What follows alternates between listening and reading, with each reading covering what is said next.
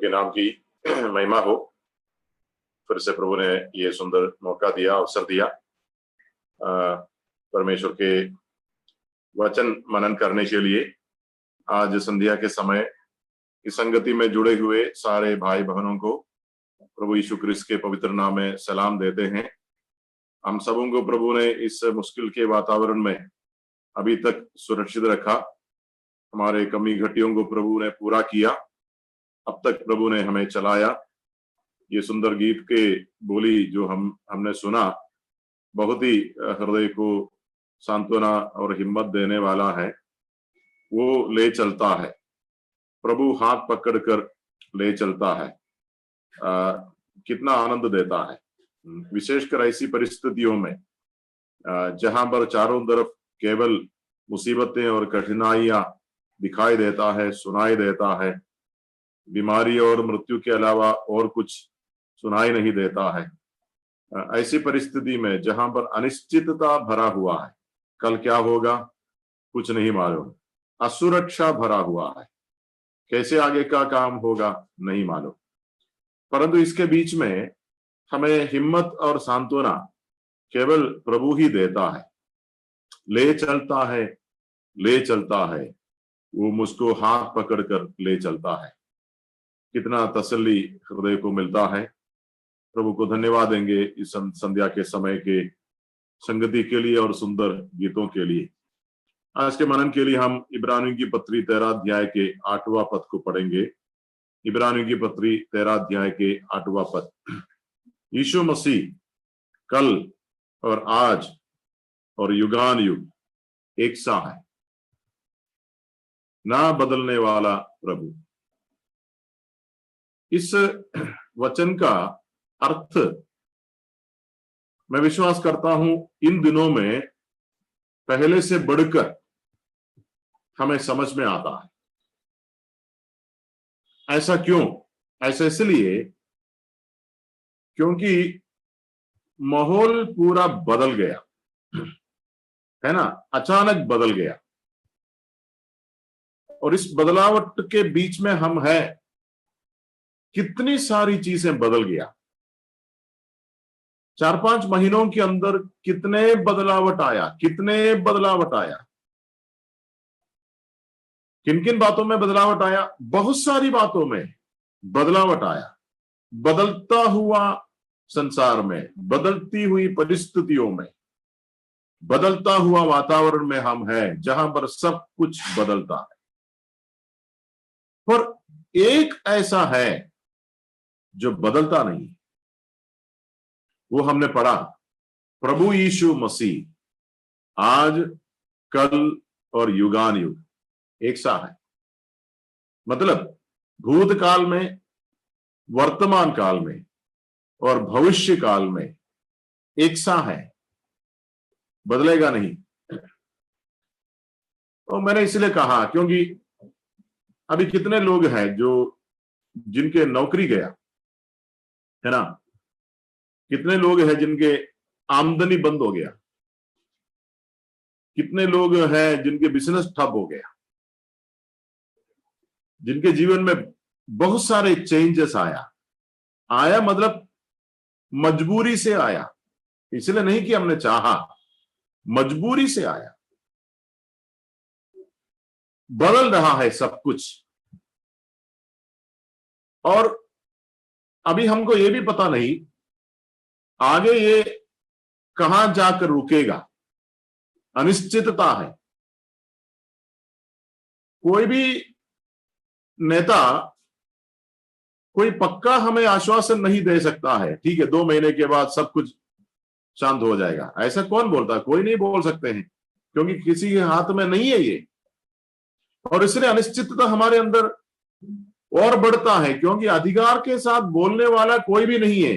2 महीना रुको, 4 महीना रुको, उसके बाद 4 महीने के बाद सब बराबर हो जाएगा। नहीं है, किसी के पास भी अधिकार नहीं है सब बोलने का। सबके सामने आशंका है, अनिश्चितता है, कब तक, कैसे। परंतु उसके बीच में जैसे सोचो एक बड़ा सा नदी है जिसमें बड़े तेजी से पानी बहता रहता है, उस नदी के बीच में एक एक चट्टान खड़ा है।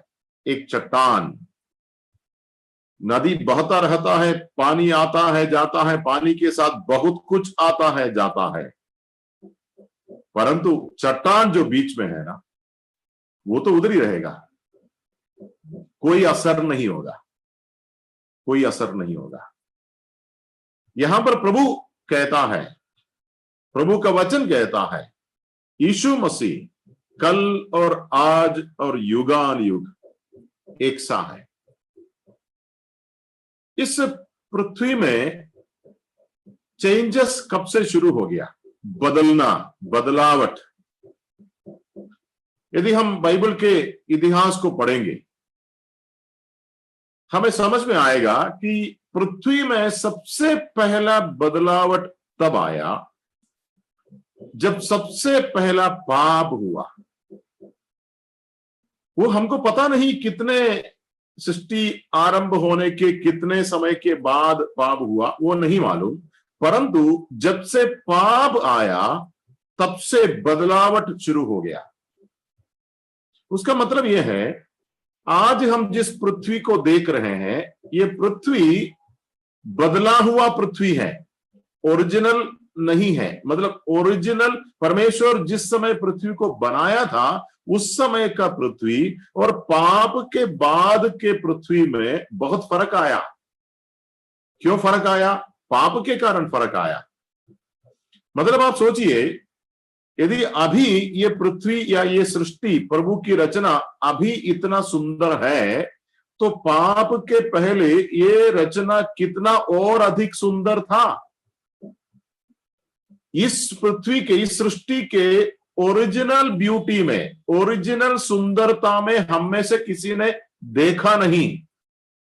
हम आज जो देख रहे हैं, बिगड़ा हुआ पृथ्वी को देख रहे हैं। उसके बाद भी इतना सुंदर है पृथ्वी, मतलब बिगड़ने से पहले कितना और अधिक सुंदर था।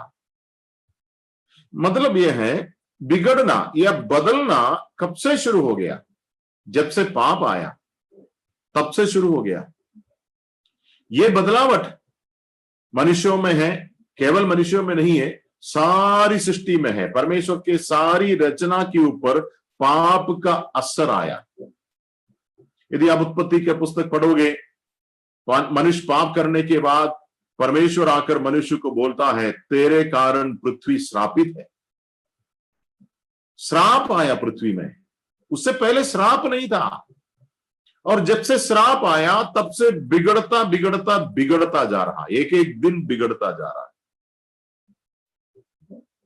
विज्ञानी लोग कहता है कि सूर्य के अंदर भी बदलावट होता है, बदलता रहता है सूर्य। और कुछ लोग ऐसा डरते भी है, एक ऐसा भी शायद समय आएगा, उनका कहना है कि हजारों सालों के बाद ये सूर्य जो है प्रकाश देना बंद करेगा, क्योंकि वो बदल रहा है। बाइबल एक बात बड़े स्पष्टता से कहता है, पाप के कारण परमेश्वर के सारे रचना के ऊपर बदलावट आया और बदल रहा है, एक एक दिन बदल रहा है। पर इस बदलावट के बीच में एक चट्टान है, चट्टान जैसा है। प्रभु यीशु के बारे में लिखा है, आज कल और युगान युग वो एक सा है। आज संध्या के समय हम जितने लोग सुन रहे हैं, इनमें कुछ विश्वासी लोग हैं। मैं आपसे कहता हूं, ये वचन मेरे लिए और आपके लिए आनंद और सांत्वना देता है, क्योंकि हमारा प्रभु बदलेगा नहीं। परंतु यदि हमारे सुनने वालों में ऐसे भी कोई लोग हैं जिन्होंने अभी तक तारण नहीं पाया, मैं आपको ये संदेश देना चाहता हूं। ये संदेश आपके लिए खुशखबरी नहीं है। कौन सा संदेश? प्रभु यीशु मसीह बदलता नहीं है। यह संदेश आपके लिए खुशखबरी नहीं है, ये आपके लिए दुख का खबर है। क्यों? क्योंकि प्रभु बदलता नहीं है। मतलब यह है, यदि किसी को ऐसा लगेगा कि मैं मन नहीं फिराता हूं या पश्चाताप नहीं करता हूं फिर भी चलेगा, मैं तारण नहीं पाया हूं फिर भी चलेगा, लेकिन थोड़ा समय के बाद प्रभु मेरे ऊपर दया दिखाएगा, मैं पाप में ही जीवन बिता रहा हूं, मैं पाप का मजा ले रहा हूं, पश्चाताप नहीं करता हूं, लेकिन फिर भी प्रभु मेरे ऊपर दया करेगा, प्रभु मुझे स्वर्ग में लेगा, उनको प्रभु कहता है नहीं, प्रभु बदलेगा नहीं। उसका मतलब क्या है? उसका मतलब यह है, पाप के प्रति प्रभु का जो रवैया है ना, वो नहीं बदलेगा। वो चाहे 1000 साल गुजर जाए, प्रभु एक सा है। मतलब क्या है? प्रभु एक सा है मतलब प्रभु के स्वभाव में परिवर्तन नहीं है। कल प्रभु जैसा था, कल का मतलब ये नहीं सोचना कि जो बीता हुआ कल है, आज 3 तारीख है, कल 2 तारीख था, 2 तारीख के बारे में नहीं बताते हैं। कल यहां जो शब्द है वो कल का मतलब है बीता हुआ भूतकाल, बीता हुआ भूतकाल, और अभी का वर्तमान काल, और आगे के भविष्य काल। भूत वर्तमान भविष्य काल में प्रभु एक सा है। उसका मतलब प्रभु के स्वभाव में परिवर्तन नहीं आएगा, चाहे कितना भी हजारों साल गुजर जाए। और इसलिए पापी को डरना चाहिए, जो पश्चाताप नहीं करता है उसको डरना चाहिए, उसको कभी ये उम्मीद नहीं करना चाहिए मैं पाप के सारा मजा लेकर जीवन बिताऊंगा और आगे जाकर जब मैं मरूंगा प्रभु मेरे ऊपर दया दिखाएगा और मुझे प्रभु स्वर्ग में लेगा। नहीं, क्योंकि प्रभु बदलेगा नहीं। यदि प्रभु मन पश्चाताप नहीं करने वाला एक पापी के साथ क्या बोलते हैं, दया और कोमलता के साथ व्यवहार करना है, तब प्रभु को बदलना पड़ेगा। और यहां पर बताता है कि प्रभु बदलेगा नहीं। मतलब प्रभु से उम्मीद मत रखो कि प्रभु बदलेगा। प्रभु बदलेगा नहीं। प्रभु पाप से नफरत करता है, प्रभु अनैतिकता से नफरत करता है, और प्रभु पाप को दंड देता है। भूतकाल में ऐसा था, भूतकाल में ऐसा था। कैसे मालूम है? बाइबल हम जब पढ़ेंगे तब पता है भूतकाल में ऐसा था। पाप के प्रति परमेश्वर ने कड़क रवैया उठाया। हमने पहले भी कई बार मनन किया। हम नोहा के समय के बारे में पढ़ते हैं। पाप के अति भयानक क्या बोलते हैं बढ़ोतरी जब हुआ, परमेश्वर ने कहा मैं बर्दाश्त नहीं कर सकता, मैं नष्ट करूंगा। नष्ट किया। क्या वो प्रभु बदला? नहीं, प्रभु नहीं बदला, प्रभु बदलेगा भी नहीं। इसलिए पाप में जीवन बिताने वाले कभी उम्मीद नहीं करना प्रभु बदलेगा। प्रभु बदलेगा नहीं। जिस प्रभु ने पाप के साथ कड़क कार्रवाई किया, वो प्रभु जैसे भूतकाल में था वैसे ही वर्तमान काल में है और वैसे ही भविष्य काल में रहेगा। मतलब प्रभु वही रहेगा, प्रभु वही रहेगा, उसमें जरा सा भी बदलावट नहीं आएगा। कब से कब तक? बाइबल के अनेक वचन है। मैं एक पद आपको भजन संहिता 90 में से पढ़कर सुनाऊंगा। भजन संहिता 90 का दूसरा पद में हम ऐसा पढ़ते हैं प्रभु के बारे में, इससे पहले कि पहाड़ उत्पन्न हुए या तूने पृथ्वी और जगत की रचना की, वरन अनादिकाल से अनंत काल तक तू ही परमेश्वर है। देखो, अनादिकाल से अनंत काल तक रहना एक बात है, परंतु अनादिकाल से अनंत काल तक एक जैसा रहना बिल्कुल अलग बात है। और परमेश्वर ये दोनों हैं। परमेश्वर अनादिकाल से अनंत काल तक रहता है, वो एक बात। उसके साथ साथ परमेश्वर अनादिकाल से अनंत काल तक एक जैसा रहेगा, बदलेगा नहीं। यहां पर परमेश्वर के 2 अद्भुत गुणों के बारे में हमने देखा। एक, परमेश्वर सार्वकालिक है। दूसरा, परमेश्वर ना बदलने वाला है। परमेश्वर के बारे में मनुष्यों के अंदर बहुत से विचार है, अनुमान है। पर बाइबल परमेश्वर को पहचानने का तरीका बताता है। परमेश्वर को कैसे पहचानेंगे? परमेश्वर को कैसे पहचानेंगे? कौन है सच्चा परमेश्वर? परमेश्वर को परमेश्वर के गुणों से पहचानेंगे। परमेश्वर के गुण लक्षण, परमेश्वर के गुण लक्षणों में कई कई महत्वपूर्ण गोष्ठियां हैं। उसमें से दो बातें अभी हमने पढ़ा। एक बात इब्रानी 13 से पढ़ा और यहां भजन संहिता 90 से पढ़ा। ये दोनों परमेश्वर के अनिवार्य गुण लक्षण है। मतलब यदि ये गुण लक्षण नहीं है तो फिर वो परमेश्वर नहीं है। और भी कई अनिवार्य गुण लक्षण है। हम तो सिर्फ दो बातों के विषय में देखा। एक तो परमेश्वर अनादिकाल से अनंत काल तक है। उसका सरल सीधा सीधा मतलब यह है, परमेश्वर का ना तो शुरुआत है ना अंत है। ये हमारे समझ के अंदर नहीं आएगा। आप कोशिश करोगे सोचने की, पागल हो जाएंगे, क्योंकि एक सीमित बुद्धि के अंदर ये बात समझ में नहीं आएगा। आप अनादिकाल के बारे में क्या सोचेंगे?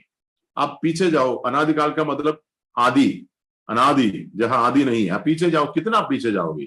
कितना पीछे जाओगे? 1 करोड़ साल, उसके पहले, उससे पहले? नहीं, हम पागल हो जाएंगे। ये हमारे बुद्धि के अंदर नहीं आएगा। और परमेश्वर मनुष्य के बुद्धि के अंदर नहीं आएगा, क्योंकि परमेश्वर क्या बोलते हैं, परमेश्वर सारे रचना से परे हैं और परमेश्वर को ऐसा होना अनिवार्य है। ये परमेश्वर का गुण है। हम जब बोलेंगे परमेश्वर का आदि नहीं है, हम केवल उसको बोल सकते हैं। मैं उसको पूरा समझ नहीं पा रहा हूं, या फिर उसको मैं बोल नहीं पा रहा हूं। कैसे बोलूंगा? आदि नहीं है परमेश्वर का। परमेश्वर कैसे बन गया? नहीं, हम नहीं बोल सकते हैं, क्योंकि परमेश्वर बन नहीं गया। परमेश्वर है। कब से है? अनादि से है। परमेश्वर को किसने बनाया? परमेश्वर को किसी ने बनाया नहीं। क्या परमेश्वर ने खुद को अपने को बनाया? नहीं, वो भी संभव नहीं है। फिर कैसे है? फिर कैसे हमें मालूम नहीं है। वही परमेश्वर का खूबी है। वही परमेश्वर का खूबी है। यदि परमेश्वर को हम अपनी बुद्धि में समझ पाते तो फिर वो परमेश्वर नहीं रहेगा। जिस परमेश्वर को हम अपने बुद्धि के अंदर समेट पाएगा वो परमेश्वर नहीं है। इसका मतलब दुनिया में ऐसा कोई भी नहीं है जो ये बोल सकते हैं मुझे परमेश्वर के बारे में सब कुछ मालूम है। ऐसा कोई भी नहीं है। मैं आज भी कहता हूं, जब मैं कहता हूं परमेश्वर अनादिकाल से है, मुझे समझ में नहीं आता है अनादिकाल का मतलब क्या होता है। और परमेश्वर अपने आप अस्तित्व में है, नहीं मालूम कब, मतलब कब से है, कैसे है, ये मनुष्य के पकड़ के बाहर है, क्योंकि परमेश्वर है। और ये गुण अनिवार्य है। परमेश्वर को पहचानने का तरीका यह है, यदि कोई भी दावा करता है मैं परमेश्वर हूं, उसमें ये गुण अनिवार्य है। कौन सा गुण? तुम्हें अनादिकाल से होना चाहिए और तुम किसी का रचना कभी नहीं होना चाहिए। क्या ऐसा कोई है? क्या पृथ्वी भर में ऐसा कोई है जो अनादिकाल से है और जो अनंत काल तक रहेगा? वो एक बात। दूसरी बात हमने ये देखा, इतना काफी नहीं है कि अनादिकाल से अनंत काल तक रहें, परंतु ये भी अनिवार्य है जो अनादिकाल से अनंत काल तक रहने वाला परमेश्वर अनादिकाल से अनंत काल तक नहीं बदलेगा, एक जैसा रहेगा। ये सुंदरता है, ये खूबी है, ये बाइबल का परमेश्वर का खूबी है। मतलब देखो, परमेश्वर समय समय पर अपने को बदल नहीं सकता है ना। जैसे लोग कहता है ना, समय समय पर परमेश्वर का अवतार होता है। समय के हिसाब से नया नया क्या बोलते हैं, अवतार आता है। कभी कोई अवतार होगा तो कुछ सैकड़ों साल के बाद कोई अलग अवतार आएगा। नहीं, ऐसा नहीं कर सकते हैं, ऐसा नहीं कर सकते। परमेश्वर बदल नहीं सकते हैं। एक अवतार आया, उसका कुछ स्वभाव था, सैकड़ों साल के बाद कुछ दूसरा अवतार आया, उसका कुछ उल्टा स्वभाव है। नहीं, परमेश्वर ऐसा नहीं हो सकता है। परमेश्वर एक है, एक जैसा है, नहीं बदलेगा। आज और कल और युगान युग वो एक सा है। उसका मतलब यह भी है, देखो हम मनुष्यों के बारे में ऐसा बोलते, देखो ये भाई है ना पहले से अच्छा हो गया। हम कभी कभी लोगों के बारे में, कभी कभी कुछ चीजों के बारे में बताते हैं, ये पहले से अच्छा हो गया, या फिर ऐसे भी बोलते हैं ये पहले से खराब हो गया। लेकिन परमेश्वर के बारे में ये दोनों शब्द लागू नहीं है। कौन सा शब्द? हम प्रभु के बारे में ये नहीं बोल सकते हैं परमेश्वर पहले से अच्छा हो गया। नहीं नहीं, होता नहीं है। परमेश्वर पहले से अच्छा नहीं होता है, परमेश्वर पहले से खराब भी नहीं होता है। क्यों? क्योंकि परमेश्वर परिपूर्ण है। अच्छा कब होगा? अच्छा इसलिए होगा क्योंकि परिपूर्ण नहीं, पहले परिपूर्ण नहीं था, अभी थोड़ा और अच्छा हो, अभी भी परिपूर्ण नहीं हो गया। आज हम थोड़ा अच्छा हो गया, 1 महीने के बाद हम और थोड़ा अच्छा हो जाएंगे, मतलब अभी भी परिपूर्ण नहीं है। परंतु परमेश्वर ऐसा नहीं है ना, परमेश्वर संपूर्ण है, परिपूर्ण है, उसमें अभी अच्छा होने के लिए कुछ है नहीं, वो पूर्ण है। उसमें ना तो कुछ जुड़ जाएगा, ना उनमें से कुछ घट जाएगा। एक सा है, एक सा है, ना कुछ बढ़ेगा ना कुछ घटेगा। मतलब परमेश्वर के सारे गुण लक्षण और सारे स्वभाव वैसे ही है, जैसे अनादिकाल में था वैसे अभी भी। हम जानते हैं दुनिया में कुछ भी ऐसा नहीं है, कुछ भी। परमेश्वर के सिंहासन के बारे में बहुत सारे वचन हैं, मैं उन सारे वचनों को उठाना नहीं चाहूंगा। परमेश्वर के सिंहासन के बारे में बाइबल में कई जगह लिखा है, परमेश्वर तेरा सिंहासन सनातन का सिंहासन है, अनादिकाल का सिंहासन है, अनंत काल तक सदा सर्वदा रहने वाला सिंहासन। बाइबल के अंदर बहुत से खूबसूरत शब्द है, जैसे कि एक भजन संहिता है 136, वो हम पढ़ेंगे नहीं।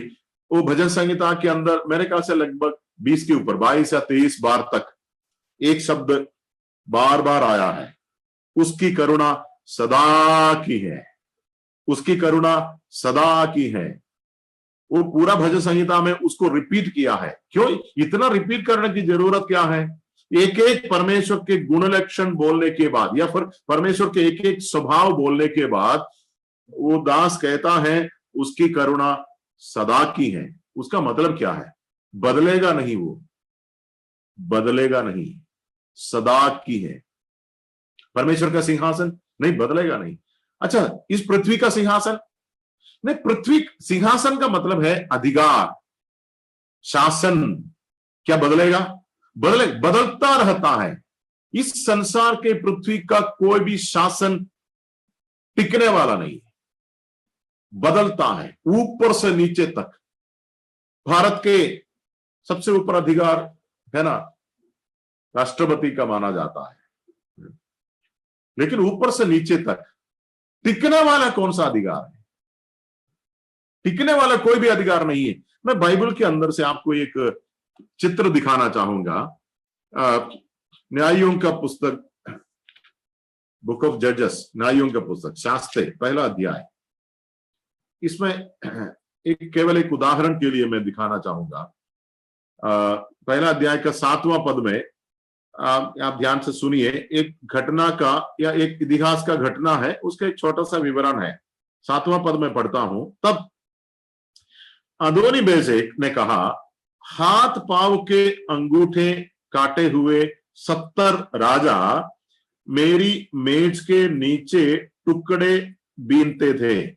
जैसा मैंने किया था वैसे ही बदला परमेश्वर ने मुझे भी दिया है। तब वे यरूशलेम को ले गए तब वे उसे यरूशलेम को ले गए और वहां वो मर गए। ठीक है, मैं एक छोटा सा बात यहां पर दिखाने के लिए, 70 राजा के बारे में यहां एक दूसरा राजा बोलता है। वो राजा का भी हालत अभी वही हो गया। 70 राजा, ये कौन थे? ये राजा थे। उन दिनों में छोटे छोटे देशों के ऊपर राज करने वाले ये राजा लोग हुआ करते थे। लेकिन ये राजा लोगों को दूसरे एक ताकतवर राजा ने कब्जा कर लिया या उनको गुलाम बना दिया, उनके देशों के ऊपर अधिकार जताया, उनके देशों को पकड़ लिया और इन राजाओं को गुलाम बनाया। फिर क्या किया, इन 70 राजाओं को उनके हाथ पांव के अंगूठे काट दिया, हाथों के पांवों के अंगूठों को काट दिया। किसका? राजाओं का। अच्छा, फिर अब ये राजा क्या करते हैं, अब ये राजा इस राजा के मेज के नीचे के टुकड़े बीनते हैं। कौन है ये? राजा हुआ करते थे एक जमाने में, अभी कौन है? अभी भिखारी बन गया। क्या समझ में आता है? यही समझ में आता है, यहां टिकने वाला कुछ नहीं। आज का राजा कल का भिखारी भी बन सकता है। क्या यह सत्य है? यह सत्य है, इतिहास गवाह है। आज जो सिंहासन में बैठता है ना, उसको लगेगा कि हम तो अटल है, लेकिन इस दुनिया में कोई भी सिंहासन अटल नहीं है, कोई भी राजा अटल नहीं है, ना बदलने वाला कुछ भी नहीं है। सिंहासन के ऊपर अधिकार जताकर बैठे हुए 70 राजा ने कभी सपना भी नहीं देखा हमको किसी दिन में एक दूसरे राजा के मेज पर से जूठन जो निकलता है, गिरता है, उसको खाना पड़ेगा। जो कुत्ते खाते हैं ना, कुत्ते, वेस्ट, हम जिसको वेस्ट बोलते हैं, कचरा, ये कचरा खाते हैं। कौन है ये? एक जमाने के राजा। अच्छा, ये चित्र क्यों दिखाया है? ये चित्र ये हमको समझाने के लिए लिखा है, दिखाया है कि सिंहासन है ना, कोई भी सिंहासन नहीं हिलने वाला, कोई भी सिंहासन नहीं है, कोई भी सिंहासन। आज पहाड़ के चोटी पर बैठने वाले राजा कल के फकीर और दरिद्र हो सकता है। यहां सब कुछ बदलने वाला है। अच्छा, और ये जिस राजा के मेज के नीचे से खाता था, जिस राजा के मेज के नीचे से खाता था, उस राजा का भी हालत यहां लिखा है। उस राजा ने 70 राजाओं को अपने मेज के नीचे फकीर जैसे, गरीब जैसे, कुत्ते जैसे व्यवहार किया, कुत्ते जैसे ट्रीट किया। उस राजा का क्या हो गया मालूम है? उस राजा के बारे में 6वां पद में लिखा है, परंतु अदोनी बेजेक भागा, तब उन्होंने उसका पीछा करके उसे पकड़ लिया और उसके हाथ पांव के अंगूठे काट डाले। देखो, अंत में इसका भी वही हाल हो गया। इसने जो बाकी 70 लोगों के साथ किया, वो उसके साथ भी हुआ। जब 70 लोगों को उसने पकड़ कर लाया, अपने मेज के नीचे रखा, अंगूठा कटवाया, उसको फकीर और गरीब बना करके, भिखारी बना करके, कुत्ते के जैसे व्यवहार किया, तब उसने कभी नहीं सोचा था कि एक दिन मेरा भी हालत ऐसा होने वाला है। परंतु यहां लिखा है, एक दिन आया, उसका भी अंगूठा काटा गया। संसार में कोई भी अधिकार पक्का नहीं है, स्थिर नहीं है, सब कुछ अनिश्चित है। सब कुछ, हमारा नौकरी अनिश्चित है, हमारी आमदनी अनिश्चित है, हमारा स्वास्थ्य अनिश्चित है। आज तंदुरुस्त है, कल के बारे में कुछ नहीं बोल सकता, कल के बारे में कुछ नहीं बोल सकता, बदलता रहता है, बदलता रहता है। परंतु एक है जो नहीं बदलेगा। भाई बहन, क्या हमारे स्वभाव नहीं बदलता है? हमारा स्वभाव हर एक दिन एक जैसा नहीं है, हमारा स्वभाव हर एक दिन एक जैसा नहीं है। हमारे स्वभावों में भी कितना परिवर्तन, दिन प्रतिदिन हमारा स्वभाव बदलता है। उस पृष्ठभूमि में यहां लिखा है, यीशु मसीह ने, उसका स्वभाव नहीं बदलता है। इसलिए अभी कुछ लोगों के पास हमको जाने के लिए डर लगता है। कभी कभी हम बोलते हैं, अरे पता नहीं आज उसका मूड कैसा रहेगा, है ना। हम कुछ लोगों के बारे में ऐसा बोलते हैं, पता नहीं आज हम उनसे बात कर पाएंगे नहीं कर पाएंगे, क्योंकि पता नहीं उसका आज का मूड कैसा रहेगा, क्योंकि उसका मूड बदलता रहता है। हम सभी लोग ऐसे हैं, हमारे मूड बदलता रहता है। अब जब अच्छा मूड नहीं होगा, कोई किसी को फोन करेगा तो अच्छी बात सुनने की जगह गाली सुनेगा, क्योंकि उसका मूड खराब था। परंतु प्रभु यीशु मसीह वो एक सा है, बदलेगा नहीं। वो मैंने कहा विश्वासियों को जिनका तारण हुआ है, जो परमेश्वर के संतान हैं, उनको ये बात कितना बड़ा आश्वासन देता है कि हमारा प्रभु बदलने वाला नहीं। मतलब कभी भी आप फोन करो मतलब कभी भी आप प्रार्थना करो, ये डर के मारे प्रार्थना मत करो कि उसका मूड कैसा रहेगा। शक करने की जरूरत नहीं है, क्योंकि वो बदलेगा नहीं। एक और चीज के विषय में नीति वचन के पुस्तक में से मैं एक पद आपको दिखाऊंगा। नीति वचन के पुस्तक 23वां अध्याय 23 बुक ऑफ प्रोवर्ब्स चैप्टर 23, नीति वचन 23वां अध्याय के 4 और 5 पदों को मैं पढ़ूंगा। धनी होने के लिए परिश्रम ना करना, अपनी समझ का भरोसा छोड़ना। क्या तू अपनी दृष्टि उस वस्तु पर लगाएगा जो है ही नहीं? वो उकाब पक्षी के समान पंख लगाकर निसंदेह आकाश की ओर उड़ जाता है। क्या बताता है? सुलेमान बड़ा धनवान था, बड़ा धनवान, बड़ा बुद्धिमान भी था, बड़ा धनवान भी था, राजा भी था। वो कहता है, धन के बारे में कहता, धन कहता है कि ये धन है ना, उकाब पक्षी के समान पंख लगाकर उड़ जाएगा। मतलब क्या है? ये भी बदलेगा। क्या बदलेगा? धन बदलेगा, धन जाएगा। पैसा है ना, पैसे का कोई ठिकाना नहीं है, पैसा सुरक्षित नहीं है। चाहे बैंक में रखो, लॉकर में रखो, सुरक्षित नहीं है। हर व्यक्ति पैसे के साथ लेन देन करता है। हर व्यक्ति जिसको लगता है कि मेरा पैसा बैंक में सुरक्षित है, लॉकर के अंदर सुरक्षित है। याद रखना, प्रभु का वचन बताता है कि तुम्हारे पैसा है ना, उकाब पक्षी के समान है।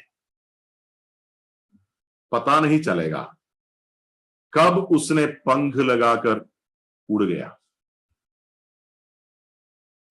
अच्छा, दूसरा कोई पक्षी के साथ तुलना किया होता, मेरे ख्याल से फिर भी ठीक होता। अच्छा, यदि ऐसा बताता कि ये पैसा है ना, कबूतर के जैसा पंख लगाकर उड़ जाएगा।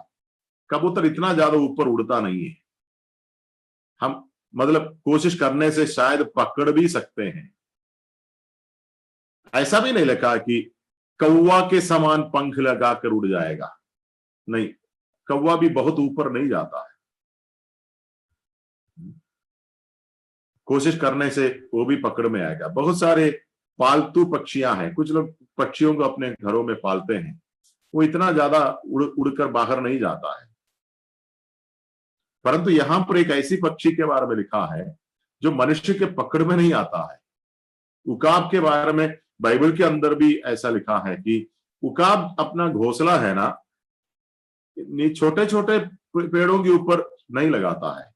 उकाब जो है सीधा, जब उड़ते भी है उकाब सीधे आसमान की ओर उड़ते हैं, सीधे। वो केवल जैसे एरोप्लेन जाता है ना, ऊपर को ही जाता है वो, बाकी पक्षियां नीचे नीचे उड़ते रहते हैं। ये ऐसा नहीं है। मतलब सुलेमान ये कहता है कि पैसे के ऊपर भरोसा मत रखो, ये तो बदलेगा। ये आज तुम्हारे हाथ में है, कल किसी और के हाथ में होगा। और ये भी कितना सत्य है ना, आज 500 का नोट मेरे पॉकेट में है, कल ये किसी और के पॉकेट में जाएगा, और परसों वो किसी तीसरे के पास जाएगा। ये तो घूमता रहता है। मतलब कौन ये बोल सकता है 500 रुपए का करेंसी को देखने के बाद कौन ये बोल सकता है ये मेरा है? क्या तुम्हारा है? नहीं, कल तुम्हारे हाथ में नहीं रहेगा, किसी और के हाथ में जाएगा। तुम्हारे कैसा बन गया? वो किसी का नहीं है, ये बदलता है। संसार में कुछ भी ऐसा नहीं है, कुछ भी जो नहीं बदलता है। और इसलिए यहां पर सुलेमान कहता है ये धन है ना, इसके ऊपर भरोसा मत करना, पता नहीं कब ये पंख लगाकर ऊपर उड़ जाएगा। और जैसे मैंने कहा उकाब पक्षी के बारे में बाइबल के अंदर लिखा है कि एकदम चट्टानों के एकदम चोटी पर जाता है उकाब जो है अपना घोंसला सबसे सुरक्षित जगह में रखता है, सबसे सुरक्षित जगह में, और वो भी एकदम ऊपर, एकदम चोटी पर, कोई उसके आसपास में पहुंच नहीं पाएगा। धन, सिंहासन, आदर, सम्मान, महिमा, कुछ भी टिकने वाला कुछ भी नहीं है। स्वास्थ्य नहीं, कुछ टिकने वाला नहीं, परंतु एक है कि बदलेगा नहीं। मेरे सामने मैंने कई वचनों को लिख रखा है, लेकिन मुझे मालूम है कि ये सब वचनों को पढ़ने का अभी समय नहीं है। बाइबल के अंदर कितने स्पष्टता के साथ लिखा है परमेश्वर का जो स्वभाव है ना, गुण लक्षण है, ये बदलेगा नहीं। जैसे मैंने पहले कहा, ये बढ़ेगा भी नहीं, घटेगा भी नहीं, क्योंकि परमेश्वर संपूर्ण है। परमेश्वर को आजमाने का, परमेश्वर को क्या बोलते हैं, परमेश्वर को पहचानने का तरीका यह है, गुण लक्षणों को देखो, गुण लक्षणों को। कोई भी आकर कल हमारे सामने खड़े होकर यदि दावा करेगा मैं परमेश्वर हूं, मेरी उपासना करो, मेरी पूजा करो, हम जानते हैं कि ऐसे लोगों की संख्या दिन प्रतिदिन बढ़ता जाता है। और विशेषकर हमारे भारत के अंदर कितने ऐसे लोग हैं जो अपने आप को ईश्वर कहलाता है, और कितने ऐसे अंधे भक्त लोग हैं जो ऐसे दावा करने वालों के सामने घुटने टेकते हैं। अंधा भक्त हम इसलिए उनको बोलते हैं क्योंकि आजमाते नहीं है। गुण लक्षण देखो, क्या परमेश्वर का कुछ स्वभाव दिखता है? क्या वो अनादिकाल से है? क्या वो नहीं बदलने वाला है? परमेश्वर में ये गुण अनिवार्य है। और यीशु मसीह में ईश्वरत्व का, हम कोलोसियों की पत्री में पढ़ते हैं, ईश्वरत्व के सारे परिपूर्णता सदेह वास करता है यीशु मसीह में। यीशु मसीह संपूर्ण परमेश्वर है। और इसलिए यहां पर लिखा है, बहुत से लोग यीशु मसीह के ईश्वरत्व के ऊपर सवाल करता है। यीशु मसीह के ईश्वरत्व के ऊपर सवाल करने वालों के सामने एक बहुत, क्या बोलते हैं, एक बहुत कड़क उत्तर है। ये कौन सा उत्तर? प्रभु यीशु मसीह आज, कल और युगान युग एक सा है, क्योंकि वो परमेश्वर, क्योंकि परमेश्वर के अलावा और कुछ भी एक सा नहीं है। बाकी सब कुछ बदलता रहता है, बाकी सब कुछ बदलता रहता है। प्रभु का गुण लक्षण नहीं बदलेगा, ना घटेगा ना बढ़ेगा। प्रभु का ज्ञान, हमारा ज्ञान बढ़ता है ना, हम ज्ञान में बढ़ोतरी पाते हैं। क्या परमेश्वर ऐसा है? नहीं, परमेश्वर का ज्ञान कभी बढ़ेगा नहीं, क्योंकि परमेश्वर का ज्ञान संपूर्ण है। उसको मुझे पता नहीं, मैं कैसा उसको बताऊं, मुझे नहीं मालूम। परमेश्वर का ज्ञान संपूर्ण है, उसको बताने का भी ताकत मेरे पास नहीं है, क्योंकि मैं तो इतना छोटा प्राणी हूं, बहुत ही नाजुक कमजोर प्राणी हूं। परमेश्वर के ज्ञान, परमेश्वर का समझ, इन सारे विषयों के बारे में बहुत से भागों में वचन लिखा गया है। परमेश्वर की योजना, बाइबल के अंदर लिखा है, परमेश्वर की योजना है ना, बदलेगा नहीं। हम लोग अपना योजना बदलते हैं। अभी आपने सोचो, एक घर खरीदने के लिए सोचा था, लेकिन घर खरीदने के लिए आपने सारे प्लानिंग किया, बाद में जाकर कुछ रुकावट आया, फिर आपने बोला अरे ब्रदर मैं प्लानिंग कर रहा था लेकिन वो प्लान मैंने छोड़ दिया। क्यों छोड़ दिया भाई? क्योंकि जैसे मैंने सोचा वैसे अभी कुछ होता नहीं है, वैसे कुछ हुआ नहीं है, इसलिए मुझे अपने प्लान को छोड़ना पड़ा। परमेश्वर के साथ ऐसा कभी नहीं होगा।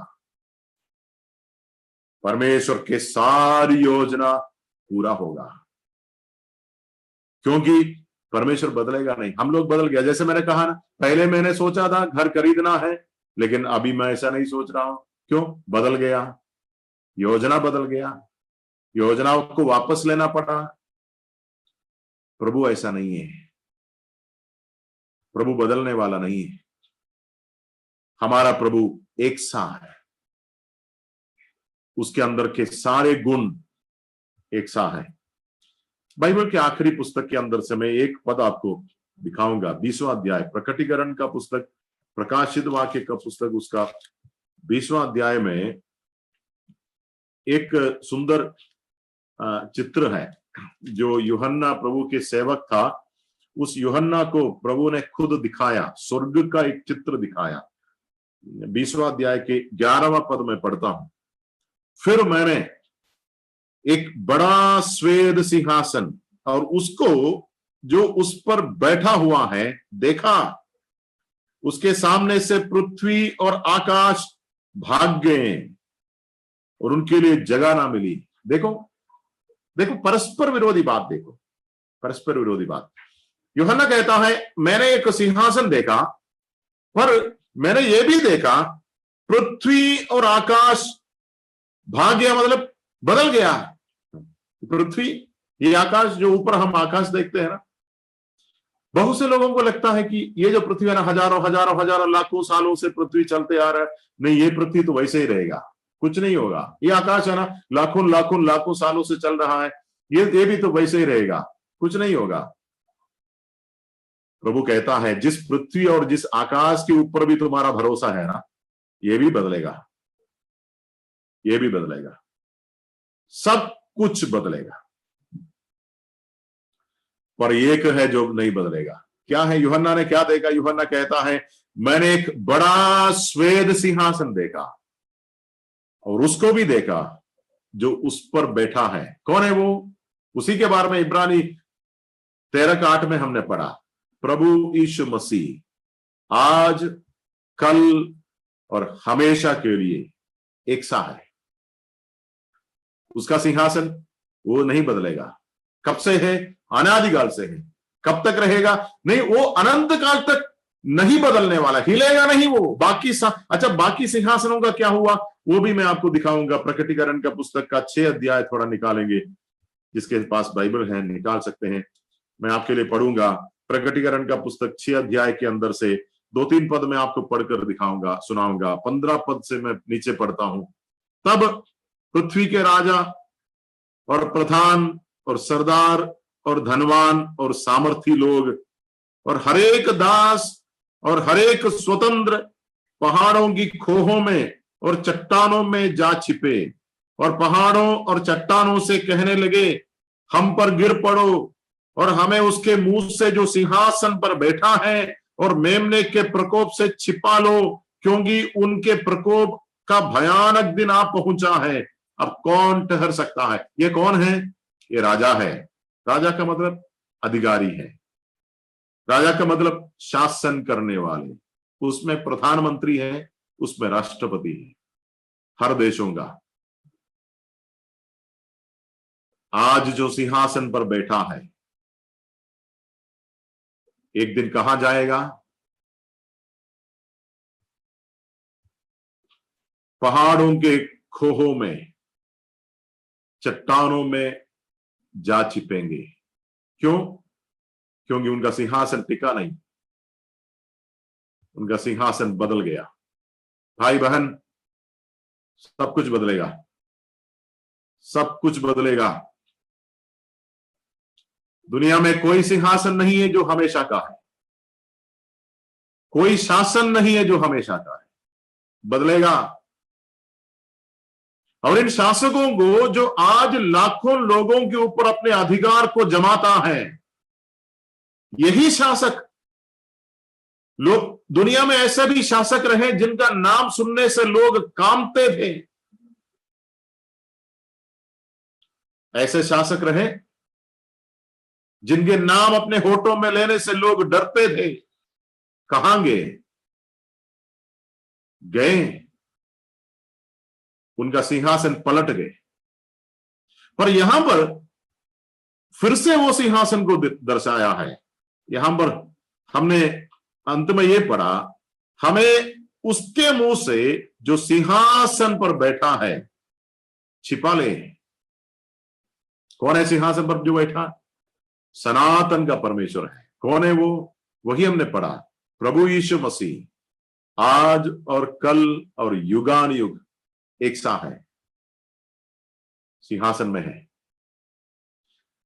इस प्रकटीकरण के पुस्तक से एक और पद में आपको दिखाऊंगा। पहला अध्याय में ये प्रभु यीशु मसीह खुद का कहना है, प्रभु यीशु मसीह का खुद का शब्द है। 8वां पद, प्रभु परमेश्वर जो है और जो था और जो आने वाला है। तीनों काल आपको ये इधर भी मिलेगा। तीनों काल, जो है वर्तमान में, जो था भूतकाल में, और जो आने वाला है भविष्य काल में। जो सर्वशक्तिमान है ये कहता है, मैं ही अल्फा और ओमेगा हूं। अल्फा शब्द का मतलब है आरंभ। इब्रानी लिपि, इब्रानी क्या बोलते हैं, अक्षरमाला में, इब्रानी अक्षरमाला का सबसे पहला अक्षर है अल्फा। इब्रानी अक्षरमाला का सबसे आखिरी शब्द है, अक्षर है ओमेगा। मैं अल्फा और ओमेगा हूं, आदि और अंत हूं। उसका मतलब ना तो मेरा कोई आदि है ना मेरा कोई अंत है, मतलब मेरे अंदर ही सब कुछ है। यदि मैं पहले हूं और मैं आखिरी में हूं, उसका मतलब क्या मालूम है? उसका मतलब यह है बाकी सब कुछ, उसके बीच में आने वाले सब कुछ है ना, मेरे अंदर ही है, मेरे अधीन में है, मेरे नियंत्रण में है। वो नहीं बदलता है, नहीं बदलने वाले परमेश्वर। आज रात्रि के समय एक और पद में आपको दिखाना चाहूंगा। निर्गमन के पुस्तक के अंदर एक ऐसा अवसर था जब परमेश्वर ने अपना परिचय दिया। मूसा जैसे एक बड़े सेवक, मूसा ने प्रभु को अपना नाम पूछा, क्योंकि मूसा को प्रभु ने भेजा कुछ काम के लिए, कुछ सेवा के लिए। और मूसा कहता है, प्रभु जी मैं जिन लोगों के बीच में जाऊंगा उन लोगों को मैं बोलूंगा मेरा परमेश्वर ने मुझे भेजा है। तब वो लोग मुझसे पूछेंगे तुम्हारा परमेश्वर का नाम क्या है, तब मैं उनको क्या बोलूं? तब प्रभु ने कहा, यदि वे लोग नाम पूछेंगे ना तो उसको बोलना। मैं पढ़ता हूं 3 अध्याय में, निर्गमन के पुस्तक के 3 अध्याय का 13 और 14 पदों को मैं पढ़ता हूं। मूसा ने परमेश्वर से कहा, जब मैं इस्राएलियों के पास जाकर उनसे कहूं तुम्हारे पितरों के परमेश्वर ने मुझे तुम्हारे पास भेजा है, तब यदि वो मुझसे पूछे उसका नाम क्या है, उसका क्या नाम है, तब मैं उनको क्या बताऊं? और परमेश्वर उत्तर क्या देता है? परमेश्वर ने मूसा से कहा, मैं जो हूं सो हूं। फिर उसने कहा, तुम इस्राएलियों से ये कहना, जिसका नाम मैं हूं उसने मुझे तुम्हारे पास भेजा है। परमेश्वर का नाम क्या है? मैं हूं। वो जब बीते हुए भूतकाल के बारे में भी जब बोलते हैं ना, तब भी प्रभु बोलते हैं मैं हूं। वर्तमान काल के बारे में भी मैं हूं, भविष्य काल के। उदाहरण के लिए यीशु मसीह ने एक बार यूहन्ना के सुसमाचार में 8वां अध्याय में यहूदियों के साथ बात करते करते यहूदियों ने पूछा, क्या तू अब्राहम से बड़ा है? तब प्रभु ने कहा, अब्राहम से पहले मैं हूं। ऐसा बोलना चाहिए था, अब्राहम से पहले मैं था, है ना, अब्राहम से पहले मैं था। हम लोग तो ऐसे बोलते हैं, अब्राहम से पहले मैं था, पर प्रभु ऐसा नहीं बोलेंगे। प्रभु बोलेंगे अब्राहम से पहले मैं हूं। फिर प्रभु ने ऊपर स्वर्ग जाने से पहले, मतलब मृत्यु और पुनरुत्थान के बाद, स्वर्गारोहण के पहले अपने शिष्यों को ये बोला, जगत के अंत तक सदैव मैं तुम्हारे साथ रहूंगा, ऐसा बोलना चाहिए। प्रभु ने कहा, मैं तुम्हारे साथ हूं, I am with you, I will be with you, ऐसा नहीं है। अब्राहम से पहले मैं था ऐसा नहीं बोला। बिफोर अब्राहम आई वॉज ऐसा नहीं बोला। Before Abraham I am. Abraham से पहले मैं हूं। उसका मतलब प्रभु के ऊपर कोई काल लागू नहीं होता है। प्रभु के ऊपर भूतकाल नहीं लागू नहीं होता है। प्रभु जैसे वर्तमान में है वैसे ही भूतकाल में भी है। वो भी हमारे समझ के बाहर है। हम प्रभु को कालों के अंदर समेट नहीं सकते। प्रभु इन कालों के परे हैं। भविष्य काल, वर्तमान काल, भूतकाल, ये सब मनुष्य के लिए है, प्रभु के लिए नहीं है। प्रभु इन कालों में नहीं आता है। प्रभु इन कालों के भी ऊपर है और इसलिए वो बदलता नहीं है। वो सारे कालों को एक ही समय देखता है। भूतकाल को, वर्तमान काल को, भविष्य काल को प्रभु एक ही समय एक जैसा देखता है, क्योंकि प्रभु हर कालों में, हर तीनों कालों में एक जैसा वर्तमान है। ये परमेश्वर अगम्य है, अगम्य है, और सच्चा परमेश्वर अगम्य है। वो है यीशु मसीह। यीशु मसीह आज और कल और युगान युग एक सा है। मेरे भाई, मैं ये संदेश को यहां पर समाप्त करने से पहले आप में से जिन्होंने तारण नहीं पाया, सोचो, यदि आपको लगभग 100 लोग आपको क्या बोलते हैं, धमकी देता है, लगभग 100 लोग आपको धमकी देता है, तुमको हम मार डालेंगे, क्या आपको नींद आएगा रात को? रात को नींद आएगी? नींद उड़ जाएगी। अशांति, बेचैनी, कैसे नींद आएगी? क्योंकि लोगों ने धमकी दिया है, मार डालेंगे। भाई बहन, मैं आपसे कहता हूं, यदि आपका तारण नहीं हुआ ना, आपको नींद नहीं आना चाहिए, क्योंकि आप एक ऐसा परमेश्वर के सामने खड़े होने वाला है जो बदलेगा नहीं। परमेश्वर बदलेगा नहीं। पाप के प्रति उसका रुख बदलेगा नहीं। पाप से नफरत करता है, पाप के विरोध में कड़क कार्रवाई करता है, पाप को दंड देता है परमेश्वर। बदलेगा नहीं। भूतकाल में प्रभु ने किया, आप उम्मीद कभी नहीं करना भविष्य काल में प्रभु ऐसा नहीं करेगा। ऐसे भी लोग हैं जो सोचते हैं नहीं, प्रभु ऐसा नहीं करेगा। भूतकाल में प्रभु जरूर किया है, लेकिन अभी प्रभु ऐसा नहीं करेगा, प्रभु बदल गया। नहीं, प्रभु नहीं बदला, प्रभु बदलेगा नहीं, प्रभु बदलेगा नहीं। आपको डरना चाहिए। यदि आपका तारण अभी तक नहीं हुआ ना, आपको डरना चाहिए। अपने पापों के बारे में यदि आपने अभी तक पश्चाताप नहीं किया, आपको नींद नहीं आना चाहिए, क्योंकि आप पाप से नफरत करने वाले परमेश्वर के सामने खड़े होने वाला है। वो नहीं बदलता है। यदि आज आप पश्चाताप करना चाहते हैं, आपके लिए खुशखबरी है। खुशखबरी क्या है मालूम है? भूतकाल में हजारों हजारों हजारों ऐसा सबूत है जहां पर पश्चाताप करने वालों के ऊपर परमेश्वर ने दया दिखाया और वो परमेश्वर बदला नहीं। उसका मतलब क्या है? यदि आज आप पश्चाताप करोगे, आपके ऊपर भी दया दिखाएगा, क्योंकि परमेश्वर बदला नहीं। परमेश्वर बदलता नहीं है। पश्चाताप करने वालों के ऊपर परमेश्वर दया दिखाएगा। आपके लिए उम्मीद है। पश्चाताप करोगे, उम्मीद है। प्यारे विश्वासियों, भाइयों बहनों, अनिश्चितताओं के बीच में हम लोग हैं। याद रखिए, हमारे परमेश्वर बदलेगा नहीं। यह पुस्तक इतिहास भरा हुआ पुस्तक है ना? कितने सैकड़ों इतिहास का घटना प्रभु के वचन के अंदर मेरे और आपके हिम्मत के लिए दिया है।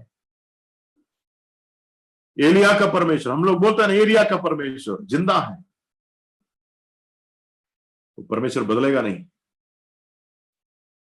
बदलेगा नहीं।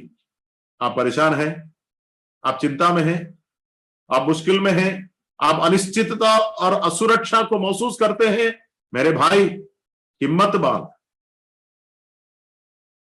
क्योंकि प्रभु यीशु मसीह आज और कल और युगान युग एक सा है, बदलेगा नहीं, वो बदलता नहीं है। जिसने कहा मैं सदैव तुम्हारे संग रहूंगा, जिसने कहा मैं तुम्हें कभी नहीं त्यागूंगा ना छोड़ूंगा, बदलता नहीं वो।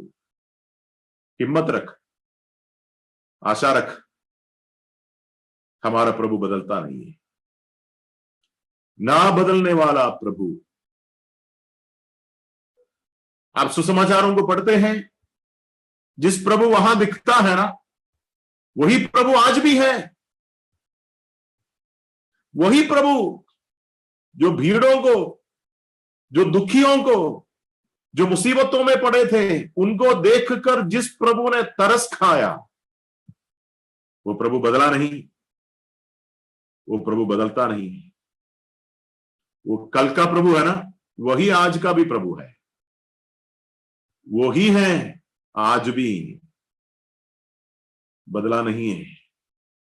मेरे विश्वासी भाइयों बहनों, हिम्मत ना हारो, बदलते हम हैं, वो नहीं, कभी नहीं बदलेगा, कभी नहीं बदलेगा। ये हमारे अंदर आशा भरना चाहिए। हमारा प्रभु ना बदलने वाला है, इसलिए हमारा प्रभु मानक है। मानक समझते हैं ना, मानक का मतलब है मापदंड। मापदंड जो नहीं बदलता है ना, उसी को मापदंड बनाना चाहिए, मानक बनाना चाहिए। यीशु मसीह मानक है। दुनिया में कितने मानक हैं? एक ही है, एक ही है। जो नहीं बदलेगा वही स्टैंडर्ड बनेगा। स्टैंडर्ड मतलब मापदंड, मानक। बदलने वाले को स्टैंडर्ड कैसे बनाएंगे आप? सोचो, हम लोग है ना, कभी कभी आपको भी ऐसा अनुभव हुआ होगा। रेलवे स्टेशन में आप है, एक ट्रेन के अंदर आप बैठे हैं, बाजू में दूसरा ट्रेन भी खड़े हैं, दोनों ट्रेन खड़ा है। थोड़े समय के बाद आपको लगा कि अपना ट्रेन चल रहा है, लेकिन पता नहीं कौन सा ट्रेन चल रहा है। ऐसा लगता है कि अपना ट्रेन चल रहा है, लेकिन आप गड़बड़ी में हैं। कैसे पता चलेगा कौन सा ट्रेन चल रहा है? ऐसा अनुभव होता है, उसको कैसे पता करेंगे? अब इस तरफ मत देखिए, आंखें मोड़कर इस तरफ देखिए। इस तरफ रेलवे स्टेशन का प्लेटफॉर्म होगा, प्लेटफॉर्म में दुकानें होंगे, प्लेटफॉर्म में खंबे होंगे, उधर को देखिए। यदि वो पीछे को जाता है तो आपका ट्रेन जा रहा है, यदि वो सब वैसे ही खड़ा है तो आपका ट्रेन नहीं जा रहा है, बाजू वाला ट्रेन जा रहा है। लेकिन कभी कभी ऐसा लगता है, कौन सा ट्रेन जा रहा है पता नहीं चलता, हमको लगता है कि अपने ही ट्रेन चल रहा है। पता कैसे चला? बाजू वाला स्टेशन को जब देखा तब पता चला, क्योंकि स्टेशन बदलता नहीं है, ट्रेन बदलता है। ट्रेन चलता है, स्टेशन नहीं चलता है। स्टैंडर्ड, मापदंड स्टेशन है, ट्रेन नहीं है। मानक स्टेशन है, ट्रेन नहीं है। जो बदलता है उसको मानक नहीं बना सकते, जो बदलता है उसको मानक नहीं बना सकते हैं। सारे विश्व में एक ही है जो मानक है, स्टैंडर्ड है, यीशु मसीह। आज और कल और युगान युग एक सा है। भाई बहन, बदलना हमको है, उसको नहीं। वो बदलेगा नहीं, उसको बदलने की कोशिश भी नहीं करना। बदलना हमको है। आपके घर में जो नल है ना, नल जहां से पानी आप भरते हैं, नल, यदि आप थोड़ा दूर बैठे हैं, आपके हाथ में ग्लास है, आपको उस ग्लास में पानी भरना है, आप क्या करते हैं? नल को उठाकर यहां लाते हैं या ग्लास को उठाकर नल के नीचे लाते हैं? नल को आप बदल नहीं सकते हैं, क्योंकि नल को फिक्स किया है। नल को आपने फिक्स करके रखा है, वो बदलने के लिए नहीं रखा है। बदलना किसको है? आपको बदलना पड़ेगा। जहां आप बैठे हैं ना, उधर से उठो, ग्लास लेकर नल के पास जाओ, नल के नीचे रखो, खोलो। नल को बदलने की कोशिश मत करो, नल बदलेगा नहीं। यीशु मसीह आज और कल और युगान युग एक सा है। ये हमें हिम्मत देता है, आश्वासन देता है। दुनिया बदलेगा और बदलेगा और बदलेगा, पर प्रिय विश्वासियों, भाइयों बहनों, हमारे लिए आशा है, बहुत बड़ी आशा है। चट्टान से बढ़कर मजबूत आशा है हमारे अंदर, क्योंकि हमारे प्रभु सनातन चट्टान है, सनातन चट्टान है। कितना भी बहाव आने दो, कितना भी उलट पलट होने दो, वो नहीं बदलेगा। उसका स्वभाव नहीं बदलेगा, उसका प्रेम नहीं बदलेगा, उसकी क्षमा नहीं बदलेगा, उसकी दया नहीं बदलेगा, उसकी करुणा नहीं बदलेगा। उसकी करुणा सदा की है। हम हिम्मत के साथ एक एक दिन की यात्रा को आगे बढ़ेंगे, उसी को देखेंगे, उसी को देखेंगे। बाकी इधर उधर देखेगा, निराशा आएगा। उसी को देखिए, आशा भर जाएगी, जीने का मतलब मिलेगा, जीने का लक्ष्य मिलेगा, जीने का मकसद मिलेगा। इन छोटे से विचारों के द्वारा भी प्रभु हमें आशीष दे, प्रभु को महिमा मिले।